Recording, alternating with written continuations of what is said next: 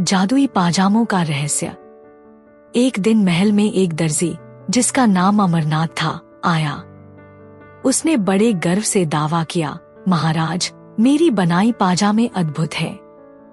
इन्हें पहनते ही व्यक्ति की असली स्वभाव प्रकट हो जाती है।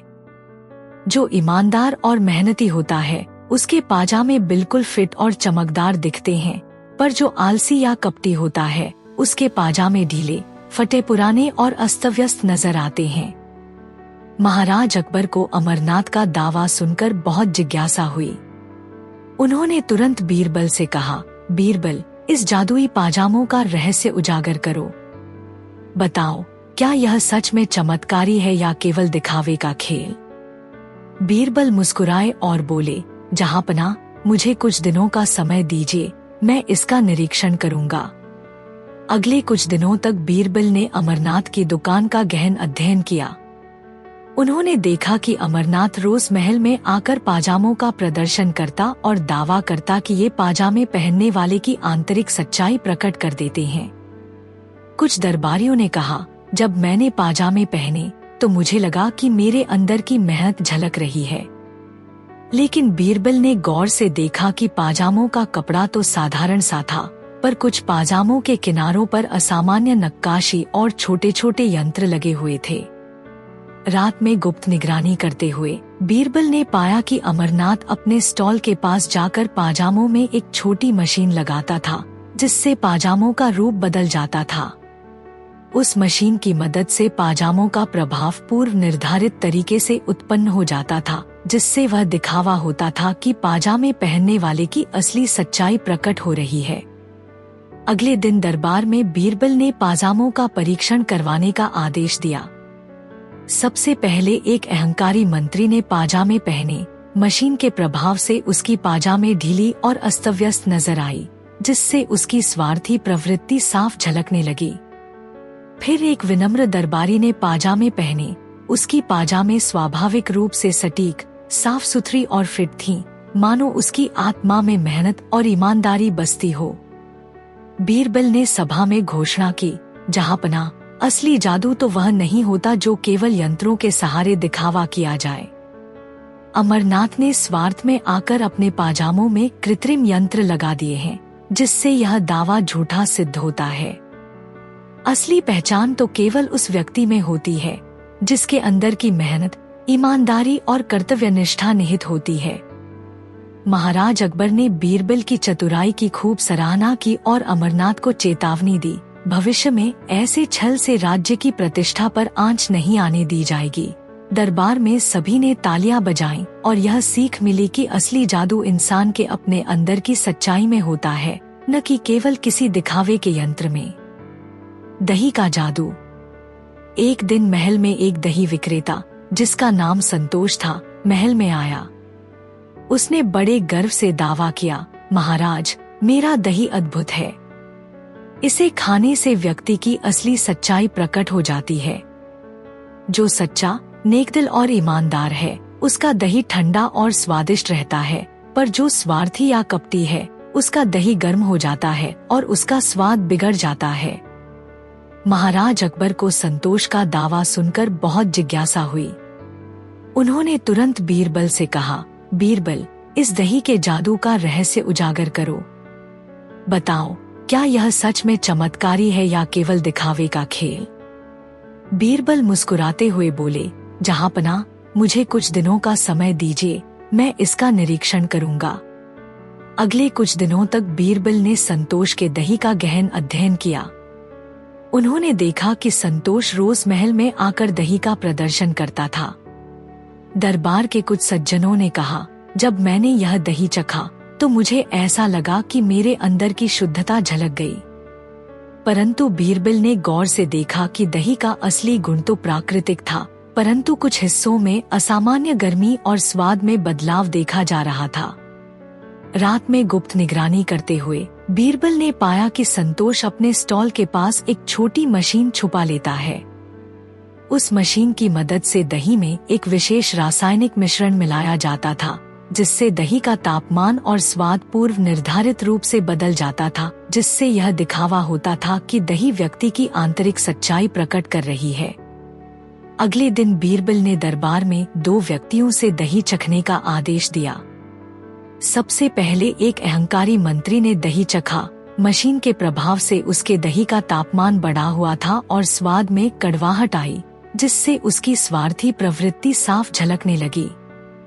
फिर एक विनम्र साधारण व्यक्ति ने दही चखा। उसे दही का प्राकृतिक, ठंडा और स्वादिष्ट अनुभव हुआ, मानो उसकी आत्मा में शुद्धता बसती हो। बीरबल ने सभा में घोषणा की, जहांपना, असली जादू तो वह नहीं होता जो केवल यंत्रों के सहारे दिखावा किया जाए। संतोष ने स्वार्थ में आकर अपने दही में कृत्रिम मिश्रण मिलाया है, जिससे यह दावा झूठा सिद्ध होता है। असली सच्चाई और स्वाद तो केवल उस व्यक्ति में होती है जिसके अंदर की शुद्धता, ईमानदारी और परिश्रम निहित होते हैं। महाराज अकबर ने बीरबल की चतुराई की खूब सराहना की और संतोष को चेतावनी दी, भविष्य में ऐसे छल से राज्य की प्रतिष्ठा पर कोई आंच नहीं आने दी जाएगी। दरबार में सभी ने तालियां बजाईं और यह सीख मिली कि असली जादू इंसान के अंदर होता है, न कि केवल बाहरी दिखावे के यंत्र में। बोलती हुई बांसुरी का रहस्य। एक दिन महल में एक प्रसिद्ध बांसुरी वादक, जिसका नाम कमल लाल था, महल में आया। कमल लाल ने बड़े गर्व से दावा किया कि उसकी बांसुरी जादुई है, इसे बजाने से व्यक्ति की असली पहचान प्रकट हो जाती है। उसने कहा, महाराज, मेरी बांसुरी अगर सच्चे दिल से वादन की जाए तो इसकी मधुर धुन सुनहरी होती है, पर जो स्वार्थी या अहंकारी होता है उसकी धुन में तेजी और कड़वाहट आ जाती है। महाराज अकबर ने इस दावे पर अपनी जिज्ञासा जताई और बीरबल से कहा, बीरबल, बताओ कि क्या यह बांसुरी सच में जादुई है या यह केवल दिखावे का खेल।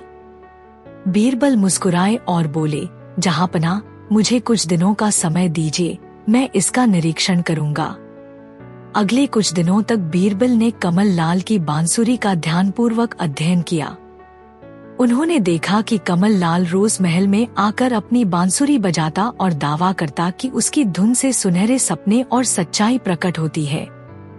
दरबार के कुछ सज्जनों ने कहा, जब मैंने इसकी मधुर धुन सुनी तो मेरे दिल में सुकून का एहसास हुआ। लेकिन बीरबल ने गौर से देखा कि बांसुरी का स्वरूप तो साधारण था, पर उसके कुछ हिस्सों पर हल्की नक्काशी और छोटे उपकरण लगे हुए थे। रात में गुप्त निगरानी करते हुए बीरबल ने पाया कि कमल लाल अक्सर अपने स्टॉल के पास जाकर बांसुरी के अंदर छुपे एक छोटे से यंत्र का उपयोग करता था। उस यंत्र से बांसुरी की धुन में पूर्व निर्धारित प्रभाव उत्पन्न हो जाते थे, जिससे कभी धुन मधुर और कभी तेज दिखाई देती थी। अगले दिन दरबार में बीरबल ने 2 व्यक्तियों से बांसुरी बजाने को कहा। सबसे पहले एक अहंकारी वादक ने अपनी बांसुरी बजाई। मशीन के प्रभाव से उसकी धुन में कड़वाहट और उग्रता झलकने लगी, जिससे उसकी स्वार्थी प्रवृत्ति साफ दिखाई दी। फिर एक विनम्र साधारण कलाकार ने बांसुरी बजाई। उसकी धुन में स्वाभाविक मधुरता और शांति आई, मानो उसकी आत्मा की सच्चाई झलक रही हो। बीरबल ने सभी के सामने घोषणा की, जहांपना, असली जादू वह नहीं होता जो केवल यंत्रों के सहारे दिखावा किया जाए। कमल लाल ने स्वार्थ में आकर अपनी बांसुरी में कृत्रिम यंत्र लगा रखा है, जिससे उसकी धुन पूर्व निर्धारित प्रभाव दिखाती है। असली संगीत तो व्यक्ति के अंदर की सच्चाई, नैतिकता और परिश्रम से उत्पन्न होता है। महाराज अकबर ने बीरबल की चतुराई की खूब सराहना की और कमल लाल को चेतावनी दी कि भविष्य में ऐसे छल से राज्य की प्रतिष्ठा पर आंच नहीं आने दी जाएगी। दरबार में सभी ने तालियां बजाईं और यह सीख मिली कि असली संगीत और सुंदरता इंसान के दिल की सच्चाई में निहित होती है, न कि केवल बाहरी दिखावे में। एक दिन बादशाह अकबर के मन में एक सवाल आया। उन्होंने दरबार में घोषणा की, इस राज्य में सबसे ईमानदार व्यक्ति कौन है? दरबार में खलबली मच गई। सभी मंत्री और दरबारी सोच में पड़ गए। कुछ ने अपने नाम सुझाए तो कुछ ने दूसरों की प्रशंसा की। अकबर ने बीरबल की ओर देखा और कहा, बीरबल, मुझे राज्य का सबसे ईमानदार व्यक्ति चाहिए। क्या तुम उसे ढूंढ सकते हो? बीरबल मुस्कुराए और बोले, जहांपना, यह बहुत कठिन कार्य है, लेकिन मैं इसे पूरा करने की कोशिश करूंगा। मुझे 3 दिन का समय दे। अकबर ने हामी भर दी। बीरबल ने एक अनोखी योजना बनाई। उन्होंने राज्य में घोषणा करवाई, जो भी सबसे ईमानदार व्यक्ति है वह कल महल के मुख्य दरवाजे पर सुबह मौजूद रहे, उसे बादशाह अकबर से इनाम मिलेगा। यह सुनकर पूरे राज्य में हलचल मच गई। कई लोग खुद को सबसे ईमानदार मानकर महल के बाहर इकट्ठा हो गए। बीरबल दरवाजे पर आए और बोले, आज हम एक छोटी सी परीक्षा लेंगे। यह रही एक सोने की मोहरों से भरी थैली। इसे मैं दरवाजे पर रख रहा हूँ। मैं अंदर जाऊंगा और जब तक मैं लौटूंगा यह थैली यहीं रहनी चाहिए। बीरबल दरबार में चले गए, लेकिन उन्होंने एक गुप्त सैनिक को छिपकर देखने का आदेश दिया। पहले कुछ मिनट तक सब कुछ ठीक था, लेकिन फिर भीड़ में से एक व्यक्ति धीरे धीरे थैली के पास गया। उसने इधर उधर देखा और यह सोचकर कि कोई नहीं देख रहा, उसने थैली उठा ली और चुपचाप अपनी जेब में रख ली। कुछ समय बाद बीरबल लौटे और बोले, अब देखते हैं कि थैली वही है या नहीं। जब थैली गायब पाई गई तो दरबारियों में हलचल मच गई। बीरबल बोले, किसी ने यह थैली चुराई है, लेकिन चोर पकड़ा नहीं जाएगा, क्योंकि ईमानदार व्यक्ति खुद इसे वापस कर देगा। थैली चुराने वाला व्यक्ति घबरा गया। वह सोचने लगा कि अगर वह पकड़ा गया तो उसे सजा मिलेगी। थोड़ी देर बाद उसने डरते डरते थैली बाहर निकाली और कहा, मुझे माफ कर दीजिए महाराज, मैंने यह थैली सिर्फ यह देखने के लिए उठाई थी कि यह असली सोना है या नकली। बीरबल मुस्कुराए और बोले, तो आप ही सबसे ईमानदार व्यक्ति हैं, क्योंकि आपने अपनी गलती खुद कबूल कर ली। अकबर और दरबारियों ने ठहाका लगाया। अकबर ने हंसते हुए कहा, बीरबल, तुमने फिर से अपनी चतुराई से हमें सीख दी है। सच्ची ईमानदारी गलती न करने में नहीं, बल्कि अपनी गलती स्वीकार करने में है। बीरबल ने मुस्कुराते हुए कहा, जहाँ पनाह, हर कोई गलती करता है, लेकिन जो अपनी गलती मान ले वही असली ईमानदार होता है। अकबर ने उस व्यक्ति को माफ कर दिया और बीरबल को इनाम दिया। एक समय की बात है जब दरबार में उत्सव का माहौल था। महल में रंग बिरंगे फूल, दीपमालाएं और मधुर संगीत गूंज रहा था। उसी दिन एक चालाक व्यक्ति भूपेंद्र अपनी कठपुतली लेकर दरबार में आया। भूपेंद्र ने बड़े गर्व से कहा, महाराज, मेरी कठपुतली चांदनी के पास ऐसा गुण है कि वह सत्य बोलती है और आने वाले समय की भविष्यवाणी भी कर सकती है। मैं चाहता हूँ कि आप मेरे इस अद्भुत कला प्रदर्शन को देखें। दरबार में सब मंत्रियों और सेवकों के बीच उत्सुकता फैल गई। कुछ ने उसकी बातों पर विश्वास किया तो कुछ संशय में पड़ गए। भूपेंद्र ने राजमहल के प्रांगण में एक मंच सजाया। कठपुतली चांदनी को उस मंच पर स्थापित किया गया। सभी दरबारियों ने ध्यान से प्रदर्शन देखा। भूपेंद्र ने कठपुतली को कुछ प्रश्न पूछे और उसकी चालढाल देखकर उसे ऐसा उत्तर दिया मानो वह स्वयं बोल रही हो। कठपुतली ने कहा, कल शाम सूर्यास्त के समय नए व्यापार का आगमन होगा। कुछ मंत्रियों ने तो इस बात पर खुशी मनाई, पर बीरबल ने धीरे धीरे इस प्रदर्शन में कुछ असामान्य देखा। बीरबल ने ध्यान से देखा कि कठपुतली के मूवमेंट में समय समय पर अजीब सी रुकावट आ रही थी। उसने दरबार के कुछ तकनीकी कर्मचारियों से पूछा, क्या आपने कभी ऐसी कठपुतली देखी है जो अपनी गति में रुकावट के कारण असली भाव नहीं व्यक्त करती? तकनीकी कर्मचारियों ने बताया, यह कठपुतली तो साधारण लकड़ी और कपड़े से बनी है और उसके संचालन के लिए धागों का प्रयोग होता है। बीरबल ने मन में सोचा, क्या भूपेंद्र ने अपने कठपुतली के पीछे कुछ छुपा रखा है? अगले दिन बीरबल ने भूपेंद्र से मिलीजुली बातों का पुनरावलोकन किया।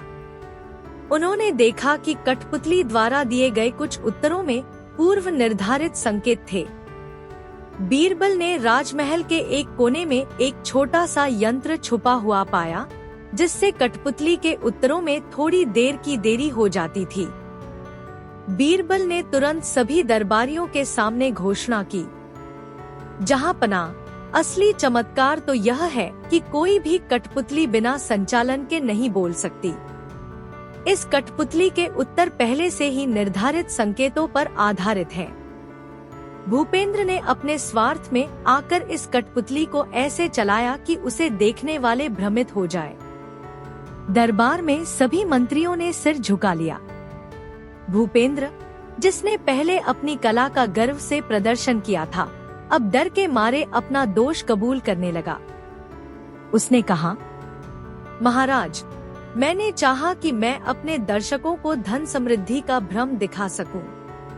कठपुतली के द्वारा मैंने यह दावा किया कि आने वाले दिन एक बड़ा व्यापारिक अवसर आएगा, ताकि लोग मुझ पर विश्वास करें और मैं अपने स्वार्थ में धन वसूल कर सकूं। बाद में महाराज अकबर ने भूपेंद्र को कठोर सजा सुनाई और कहा, मेरे दरबार में केवल सत्य और ईमानदारी का स्थान है। जो अपने स्वार्थ के लिए छलकपट करता है, उसकी कला कभी भी असली नहीं हो सकती। बीरबल ने कहा, सच्चाई और नैतिकता ही असली कला है, जो दिलों में प्रकाश भर देती है।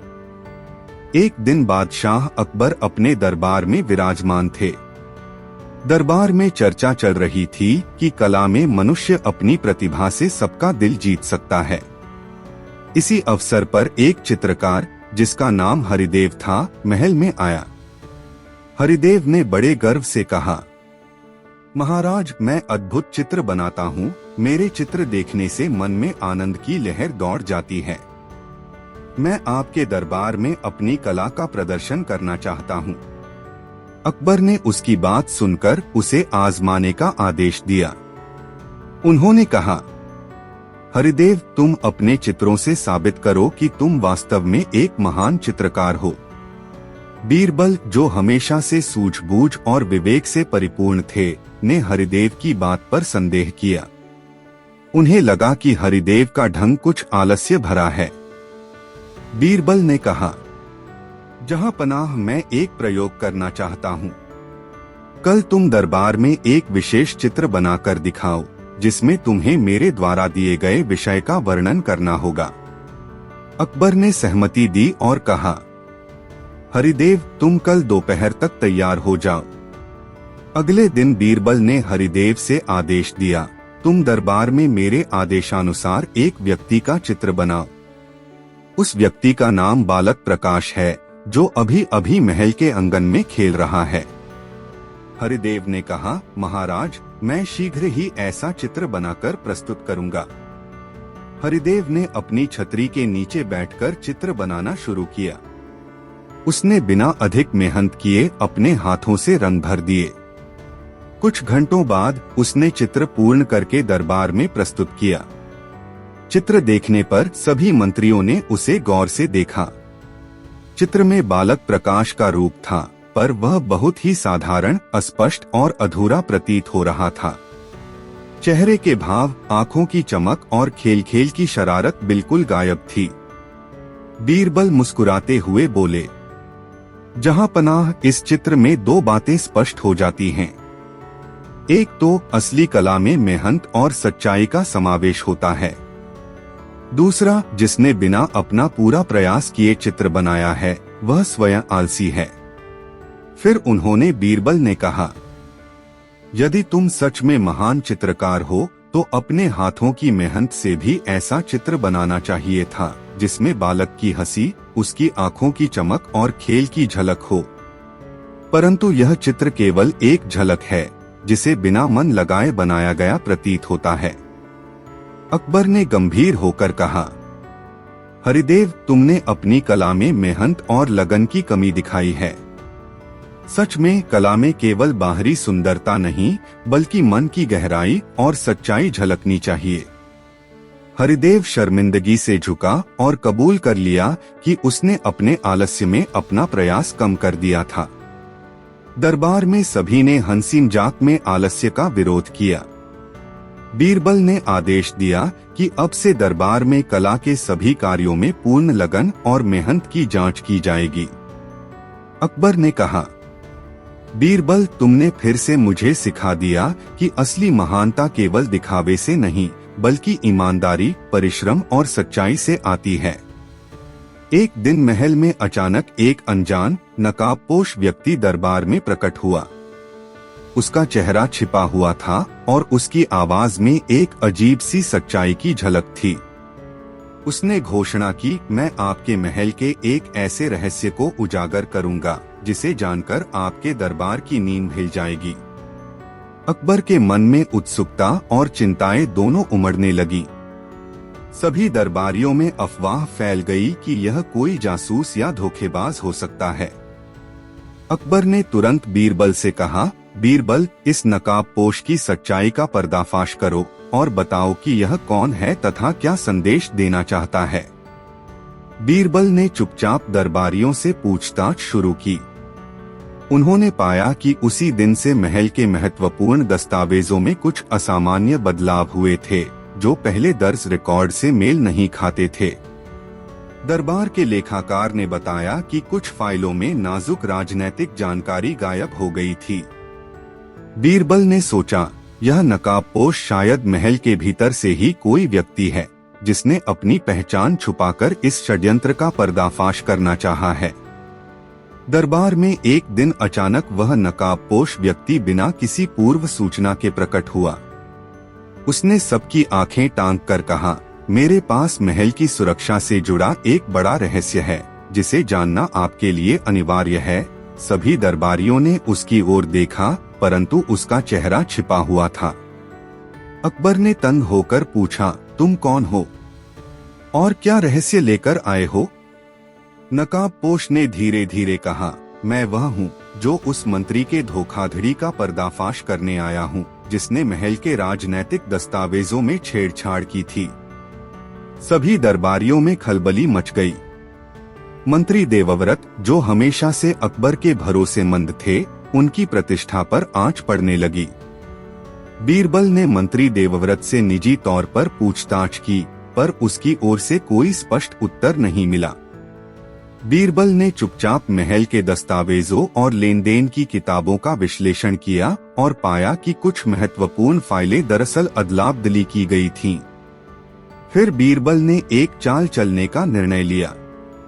उन्होंने अकबर से कहा, जहांपनाह, मैं एक प्रयोग करता हूँ। अगले दिन दरबार में बीरबल ने एक नकली दस्तावेज तैयार करवाया जिसमें एक गुप्त सूचना लिखी थी कि आज शाम देवव्रत मंत्री महल के मुख्य दरवाजे पर अवश्य उपस्थित होंगे ताकि वह एक आवश्यक बैठक में शामिल हो सकें।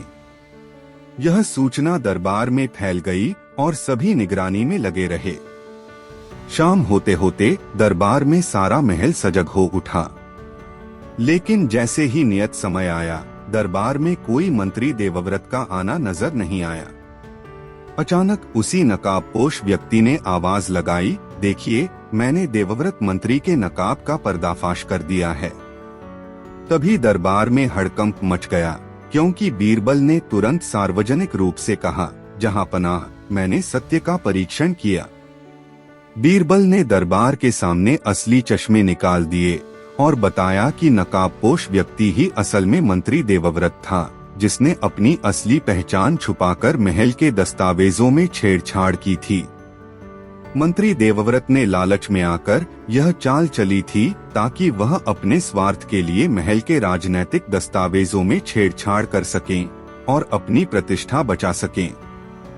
नकाबपोश की घोषणा का सबूत यह था कि उसने अपने नकाब के पीछे अपना असली चेहरा छुपाया हुआ था।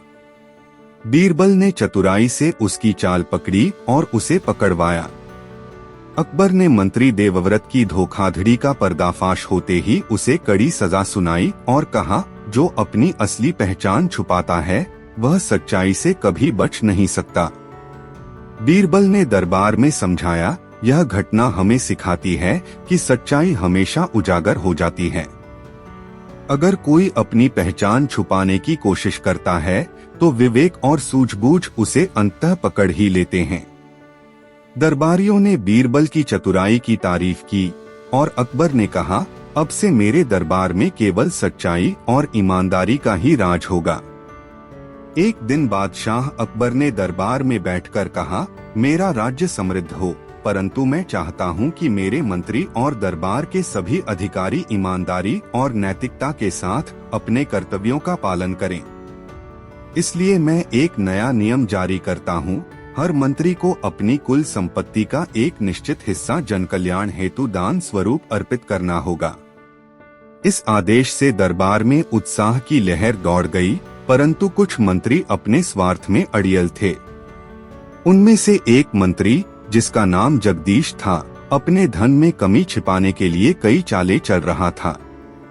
अकबर ने आदेश दिया कि सभी मंत्रियों की संपत्ति का लेखा जोखा किया जाए। लेखा जोखा करने वाले अधिकारी दरबार में जमा हुए, परंतु जगदीश की संपत्ति का आंकड़ा बाकी मंत्रियों से अलग और कम निकला। अकबर ने तुरंत बीरबल को बुलाया और कहा, बीरबल, इस विषय में कुछ गड़बड़ प्रतीत होती है। जगदीश की संपत्ति में कमी क्यों आ रही है? मुझे इसका सत्य जानना है। बीरबल ने सोचा, अगर जगदीश ने अपनी धन संपत्ति को छुपाने के लिए कोई छल किया है, तो उसका पर्दाफाश करने के लिए हमें एक ऐसा तरीका अपनाना होगा जिससे वह बिना बच सके अपनी असलियत प्रकट कर दे। उन्होंने अकबर से अनुमति मांगी और आदेशित किया कि एक दिन के लिए दरबार में सभी मंत्रियों से कहा जाए कि वे अपनी संपत्ति में से एक हिस्सा दान स्वरूप जनभंडार में जमा करें। साथ ही बीरबल ने जगदीश के पास एक विशेष पूछताछ की व्यवस्था करने का निश्चय किया। उन्होंने जगदीश से कहा, महाराज के आदेश के अनुसार कृपया अपनी संपत्ति का वह हिस्सा जो दान करना है, उसे तत्काल प्रस्तुत करें। जगदीश ने झिझकते हुए कहा, जहांपनाह, मेरी तो संपत्ति तो पूरी तरह मुझ में नहीं रहती। कुछ धन तो मैं अपने खातों में छुपा रखता हूँ, जिससे मुझे व्यापार में सहायता मिले। बीरबल ने मुस्कुराते हुए कहा, यदि तुम अपनी संपत्ति छुपाते हो तो अंततः उसका मूल्य तुमसे छीन लिया जाएगा। अगले दिन दरबार में सभी मंत्रियों ने अपने अपने दान के लिए राशि अर्पित की। अन्य मंत्रियों ने आसानी से अपना दान प्रस्तुत कर दिया, परंतु जगदीश ने अपनी ओर से केवल आंशिक राशि ही अर्पित की। लेखा जोखा में देखा गया कि जगदीश की बताई गई संपत्ति के मुकाबले उसका दान बहुत कम था। बीरबल ने तुरंत जनता से पूछताछ कर यह भी पता लगाया कि जगदीश ने अपने निजी खातों में बहुत से धन छुपा कर रखा था, जिन्हें उसने दान में शामिल नहीं किया। बीरबल ने जगदीश के खिलाफ सभी प्रमाण एकत्र करके अकबर के सामने प्रस्तुत किया। उन्होंने कहा, जहांपनाह, जगदीश ने लालच में आकर अपनी संपत्ति का उचित लेखा जोखा नहीं दिखाया है। उसने अपने धन के बड़े हिस्से को छुपा रखा है ताकि वह जन कल्याण के आदेश से बच सके, परंतु सच्चाई अंततः उजागर हो गई है। अकबर ने जगदीश की धोखाधड़ी स्वीकार करते हुए उसे कड़ी सजा सुनाई तथा आदेश दिया कि भविष्य में सभी मंत्रियों की संपत्ति का लेखा जोखा पारदर्शी रखा जाए। बीरबल ने दरबार में सभी को समझाया, देखिए, असली धन वह है जो ईमानदारी, परिश्रम और नैतिकता से प्राप्त होता है। यदि हम अपने स्वार्थ में आकर अपनी संपत्ति छुपाते हैं, तो अंततः हमारे भीतर का विश्वास और सच्चाई खो जाती है। सत्य का परीक्षण हमेशा हमारे सामने आ ही जाता है। अकबर ने कहा, आज से मेरे राज्य में पारदर्शिता ही सर्वोपरि होगी और सच्चाई का मूल्य हमेशा ऊंचा रहेगा। एक दिन बादशाह अकबर अपने दरबार में बैठे हुए थे। अकबर को पता चला कि महल में कुछ दरबारी अजीब अजीब बातें कर रहे हैं और मिथ्या कहानियां फैला रहे हैं। यह सब देखकर अकबर ने सोचा, ऐसे मिथ्या कहानियों से दरबार में अशांति फैल रही है, इसे रोकना जरूरी है। उन्होंने बीरबल को बुलाया और उनसे कहा, बीरबल, मुझे ये मिथ्या कहानियां पसंद नहीं आ रही हैं। इन्हें पहचान कर खत्म करो। बीरबल ने पहले दरबारियों की बारीकी से जांच की। उन्होंने पाया कि कुछ दरबारी दरबार में अजीब अजीब बातें कर रहे थे, पर किसी ने भी सीधा दोष नहीं लगाया। बीरबल ने सोचा कि इसे कैसे रोका जाए बिना किसी को बुरी नजर आए। बीरबल ने एक योजना बनाई। उन्होंने अकबर को बताया, जहांपना, मैं एक ऐसा खेल रखता हूँ जिससे हम असली और झूठी बातें अलग अलग पहचान सकें। अकबर ने बीरबल की बात सुनी और उन्हें हुक्म दिया कि वह अपना तरीका आजमाए। बीरबल ने सभी दरबारियों को बुलाया और कहा, आज हम एक विशेष खेल खेलेंगे। प्रत्येक व्यक्ति को एक कहानी सुनानी होगी, कुछ सच्ची और कुछ झूठी। हमारी कोशिश होगी कि हम जानें कौन सी कहानी सच्ची है और कौन सी झूठी।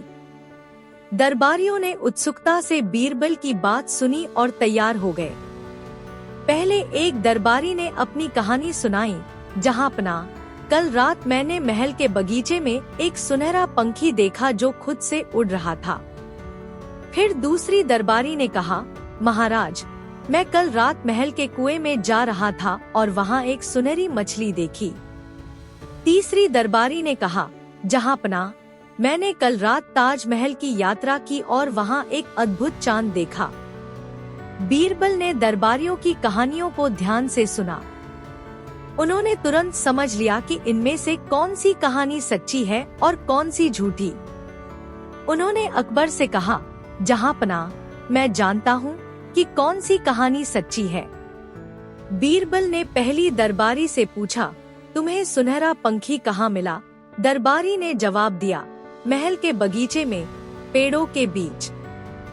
बीरबल ने तुरंत कहा, यह कहानी झूठी है। महल के बगीचे में कोई सुनहरा पंखी नहीं है। तुमने अपनी कल्पना से यह कहानी बनाई है। फिर उन्होंने दूसरी दरबारी से पूछा, तुम्हें सुनहरी मछली कहाँ मिली? दरबारी ने कहा, महल के कुएं में। बीरबल ने हंसते हुए कहा, यह भी झूठी है। महल के कुएं में ऐसी कोई मछली नहीं होती। आखिर में बीरबल ने तीसरी दरबारी की ओर देखा और कहा, यह कहानी सच्ची है। तुमने ताजमहल की यात्रा की और वहाँ एक अद्भुत चांद देखा। यह संभव है क्योंकि ताजमहल से साफ दिखने वाला चांद रात में बहुत खूबसूरत होता है। दरबारियों ने बीरबल की चतुराई की तारीफ की। उन दोनों झूठे कहानियों ने दिखाया कि कैसे लोग अपनी मनमानी कल्पनाओं से दूसरों को भ्रमित कर सकते हैं। बीरबल ने अकबर को समझाया, जहांपना, मिथ्या कहानियों को पहचानने के लिए हमें सूक्ष्मता और विवेक की जरूरत होती है। सत्य और असत्य की पहचान करना हमारी बुद्धिमत्ता का परिचायक है।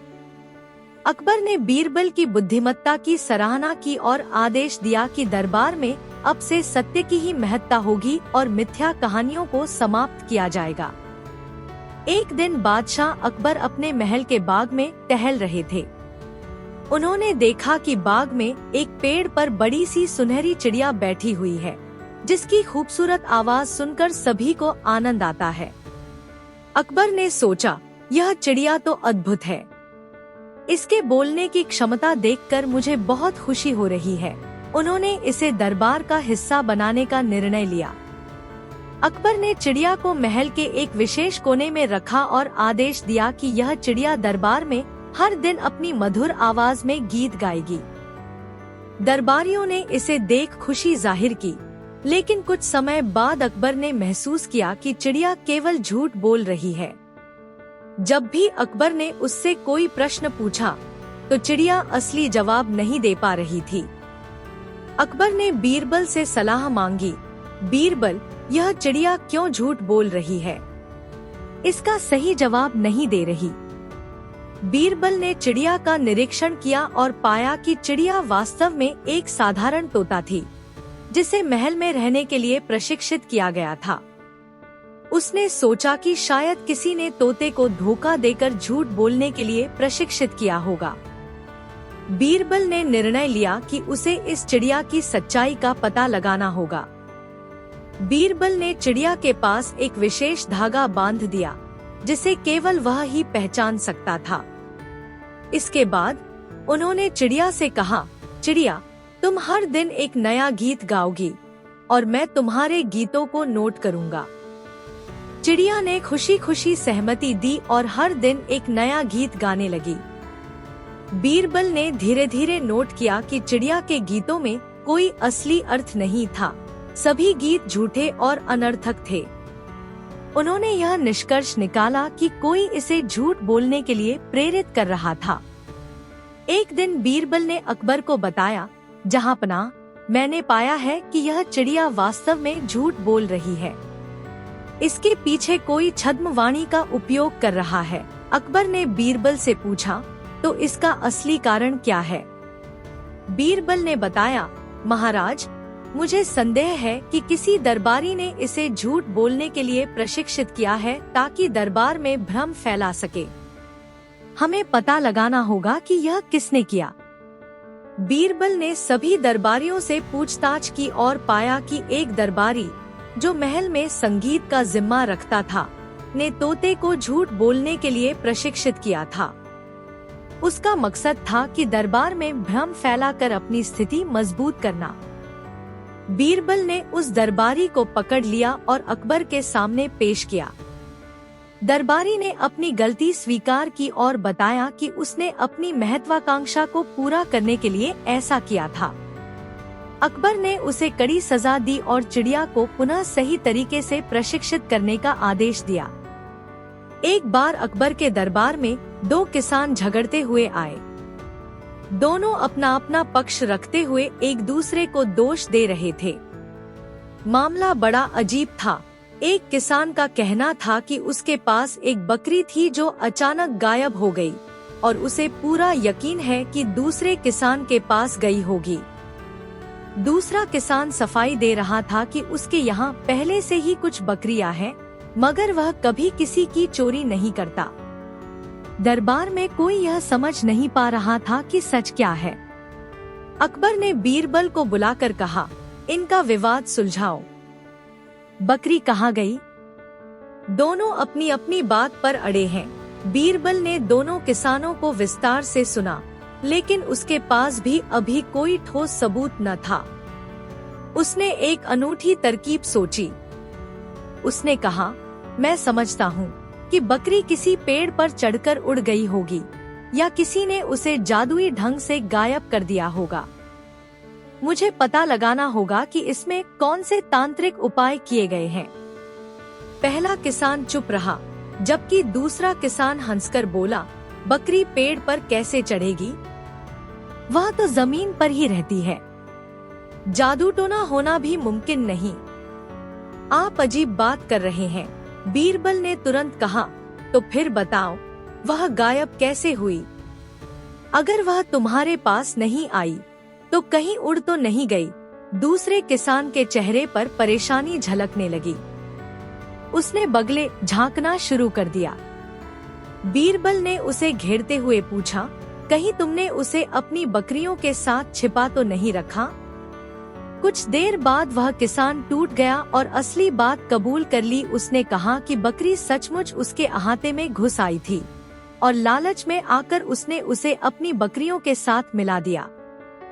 सोचा था कोई पहचान नहीं पाएगा, लेकिन बीरबल की पेड़ पर चढ़कर उड़ने वाली बात सुनकर उसका झूठ पकड़ा गया, क्योंकि वह हैरान था कि बीरबल कहीं और जादू टोने की जांच क्यों करने लगा। अकबर ने उस किसान को सजा दी और बकरी उसके राइटफुल मालिक को सौंप दी गई। बीरबल ने दरबार में कहा, कभी कभी बेसिर पैर की बातों से भी सच सामने लाया जा सकता है। जो झूठ बोल रहा होता है वह अनहोनी बात सुनते ही बेचैन होकर अपनी पोल खोल बैठता है। दरबारी बीरबल की चतुराई से फिर एक बार चकित रह गए और दोनों किसानों का झगड़ा हमेशा के लिए हल हो गया। बादशाह अकबर के दरबार में रोजाना विभिन्न प्रकार के विवाद और मुकदमे आते रहते थे। एक बार दो व्यापारी अपना झगड़ा लेकर दरबार पहुँचे। पहले व्यापारी का नाम अली था और दूसरे का नाम वसीम। दोनों दरबार में आकर बादशाह अकबर से न्याय की गुहार लगाने लगे। अली ने शिकायत की, जहांपनाह, मैं एक किसान भी हूँ। मेरे पास एक कुआं था जिसे मैंने वसीम को बेच दिया। मैंने इससे मिली रकम को अपने खेतों के विस्तार के लिए लगाया, लेकिन यह शख्स अब भी मुझसे झगड़ा कर रहा है। कहता है कि कुआं तो खरीद लिया, पर कुएं का पानी नहीं दे रहा। वसीम ने बीच में कहा, बादशाह सलामत, अली ने मुझसे कुआं बेचने के सारे कानूनी दस्तावेज तैयार करवाए। उसमें कुएं की कीमत, जमीन का कुछ हिस्सा, सब कुछ लिखा हुआ है। लेकिन जब मैं कुएं से पानी निकालने गया तो अली ने मना कर दिया। कहता है कि मैंने तुम्हें कुआं बेचा है, पानी नहीं। अगर पानी चाहिए तो मुझे अलग से पैसे दो। अब आप ही बताइए, ऐसा कहीं कोई नियम कानून है? अकबर ने हैरानी से अली की तरफ देखा और पूछा, अली, यह तुम क्या कह रहे हो? अगर तुमने कुआं बेच दिया तो पानी भी तो उसी का हिस्सा माना जाएगा। पर अली अड़ गया, जहां पनाह, मैंने दस्तावेज में केवल कुआं लिखा है, पानी का कहीं जिक्र नहीं, इसलिए पानी अब भी मेरा है। अकबर को अली का तर्क अजीब लगा, लेकिन वह सीधा आदेश देकर मामला खत्म नहीं करना चाहते थे। इसलिए उन्होंने अपने चतुर सलाहकार बीरबल को बुलाया और कहा, बीरबल, इस उलझी हुई बात का न्याय तुम ही करो। बीरबल ने दोनों पक्षों के दस्तावेज देखे और अली से विस्तार में सवाल जवाब किए। उन्हें पता चल गया कि अली बेवजह लालच के चक्कर में वसीम को परेशान कर रहा है। परंतु बीरबल ने कोई सीधा आरोप लगाने के बजाय एक योजना बनाई। अगले दिन दरबार में बीरबल ने सबके सामने घोषणा की, अदालत यह मानती है कि कुआं वसीम का है, जबकि पानी अली का है। यह बात दस्तावेज के मुताबिक है। अतः हम अली को यह अधिकार देते हैं कि वह अपने पानी पर कब्जा रखे। अकबर समेत सारे दरबारी चकित रह गए कि बीरबल ने ऐसा अजीब फैसला कैसे सुना दिया। अली के चेहरे पर हल्की सी मुस्कान तैर गई। चलो, बीरबल मेरे हक में फैसला दे रहा है। दूसरी ओर वसीम निराश हो गया, मगर बीरबल ने अभी अपनी बात पूरी नहीं की थी। बीरबल ने कड़क आवाज में आगे कहा, लेकिन चूंकि वसीम ने केवल कुआं खरीदा है, वह कुएं को जैसे चाहे इस्तेमाल कर सकता है। यह भी तय है कि कुएं के अंदर जो भी होगा वह वसीम के कुएं के दायरे में आता है। इसलिए अगर अली अपने पानी को कुएं में रखता है तो उसे हर रोज कुएं का किराया वसीम को देना होगा, वरना अली अपने पानी को कुएं से निकाल कर कहीं और ले जा सकता है, वहाँ उसका पूरा हक रहेगा। दरबार में सन्नाटा छा गया। सबको बात समझ में आ गई कि बीरबल ने अली की चालाकी को उसी पर उल्टा मोड़ दिया है। अगर अली पानी अपना कहता है तो उसे कुआं किराए पर लेना होगा, जो वसीम को देना पड़ेगा, क्योंकि कुआं तो वसीम का है। अली को अपनी भूल का एहसास हो गया। वह समझ गया कि लालच में आकर उसने वसीम को परेशान करने की कोशिश की, लेकिन उल्टा उसी की थू-थू हो गई। अली ने सिर झुकाकर कहा, जहां पनाह, मुझे माफ कर दीजिए। मैं अपनी गलत सोच से बाज आ गया हूँ। मैं वसीम को बेचे गए कुएं के पानी पर भी पूरा हक देता हूँ। बादशाह अकबर ने मुस्कुराते हुए बीरबल से कहा, बीरबल, तुमने एक बार फिर साबित कर दिया कि बुद्धिमानी से बड़ा कोई हथियार नहीं। तुमने कुशलता से ऐसी उलझन को सुलझा दिया जहां लोग दस्तावेजों के जाल में उलझ कर रह जाते। अली ने वसीम से माफी मांगी और वसीम ने भी उदारता दिखाते हुए कहा कि उसे अब किसी हर्जाने या अतिरिक्त पैसे की जरूरत नहीं। दोनों को दरबार से विदा करते हुए अकबर ने उन्हें सचेत रहने की सीख दी कि लालच में हम कानूनी दावपेच भले ही आजमा लें, पर सत्य और न्याय के आगे टिक नहीं सकते।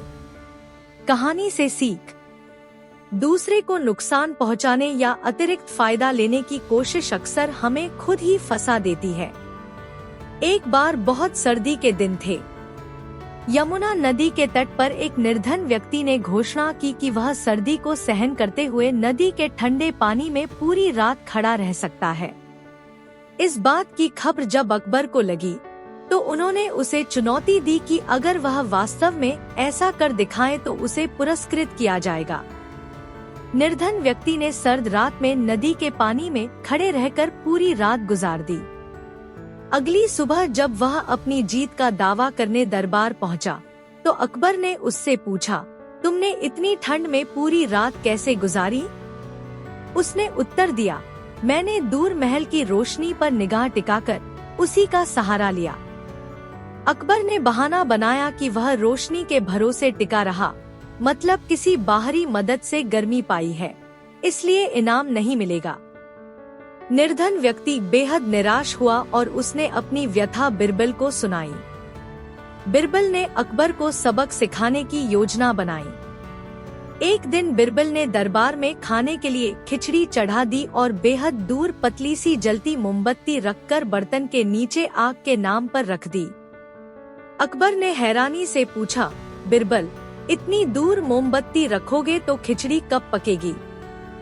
बिरबल ने मुस्कुराते हुए उत्तर दिया, जैसे उस निर्धन व्यक्ति को दूर की रोशनी से गर्मी मिल गई थी, वैसे ही इस खिचड़ी को भी दूर की मोमबत्ती से गर्मी मिल जाएगी। अकबर तुरंत समझ गए कि उन्होंने निर्धन व्यक्ति के साथ अन्याय किया है। उन्होंने न केवल उस निर्धन व्यक्ति को इनाम दिया, बल्कि अपनी भूल स्वीकार करके सबके सामने माफी भी मांगी। कहानी से सीख, कभी कभी दिखने में तुच्छ बात भी किसी के लिए बड़ी राहत या सहारा साबित हो सकती है।